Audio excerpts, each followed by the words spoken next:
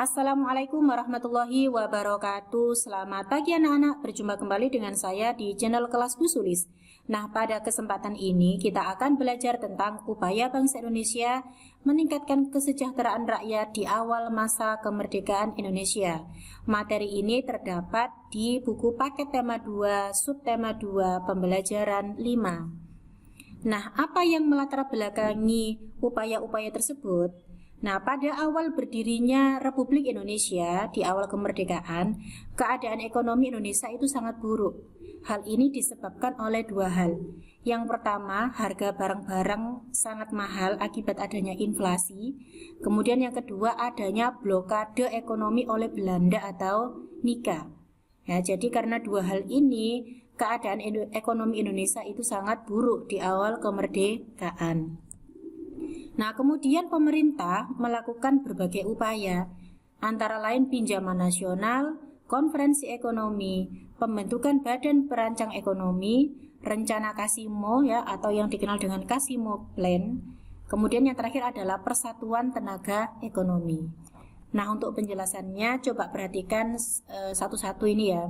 Yang pertama, upaya yang dilakukan adalah pinjaman nasional. Pinjaman nasional ini dilaksanakan atau diprakarsai oleh Menteri Keuangan Insinyur Surahman. Nah, beliau ini adalah orangnya ya. Pinjaman nasional ini akan dibayar kembali selama jangka waktu 40 tahun. Jadi usaha yang pertama yang dilakukan adalah melakukan pinjaman nasional. Ini dilaksanakan oleh Menteri Keuangan Insinyur Surahman. Berikutnya upaya yang kedua adalah konferensi ekonomi. Konferensi ini dipimpin oleh Menteri Kemakmuran Insinyur Darmawan Mangunkusumo. Nah, ini beliau ini adalah Menteri Kemakmuran ya. Konferensi ini dihadiri oleh para cendekiawan, para gubernur dan para pejabat lainnya yang bertanggung jawab langsung mengenai masalah ekonomi, terutama di Pulau Jawa. Nah, tujuan dari konferensi ini adalah untuk memperoleh kesepakatan yang bulat dalam menanggulangi masalah-masalah ekonomi yang mendesak, seperti masalah produksi dan distribusi makanan, sandang, serta status dan administrasi perkebunan. Nah, berikutnya usaha yang ketiga yaitu pembentukan Badan Perancang Ekonomi.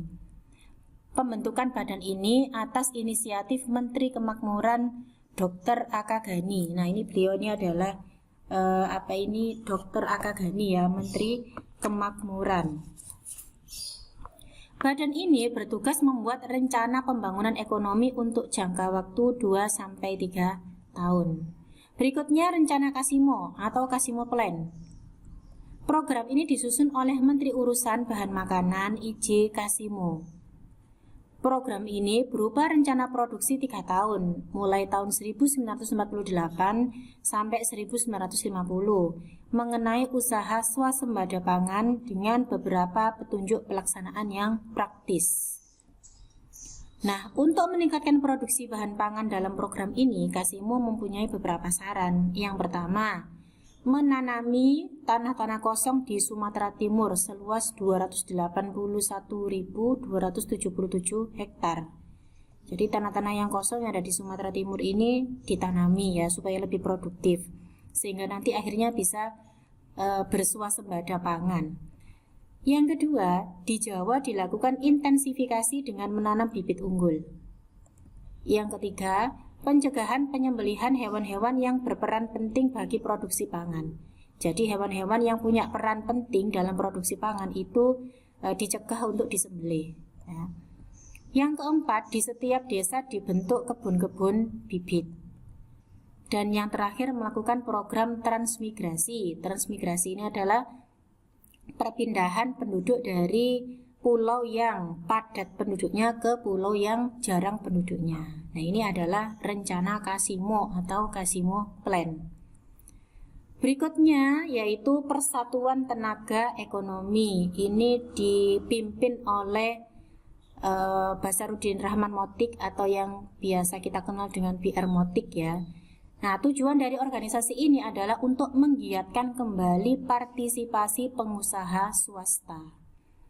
Nah, dengan dibentuknya PTE ini atau Persatuan Tenaga Ekonomi, diharapkan dapat melenyapkan individualisasi di kalangan organisasi pedagang, sehingga dapat memperkokoh ketahanan ekonomi bangsa Indonesia.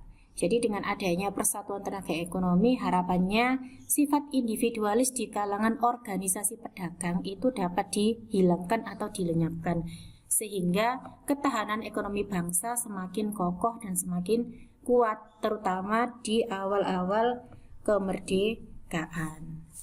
Nah, itulah anak-anak penjelasan saya tentang upaya bangsa Indonesia meningkatkan kesejahteraan rakyat di awal masa kemerdekaan. Mudah-mudahan bermanfaat. Terima kasih. Wassalamualaikum warahmatullahi wabarakatuh.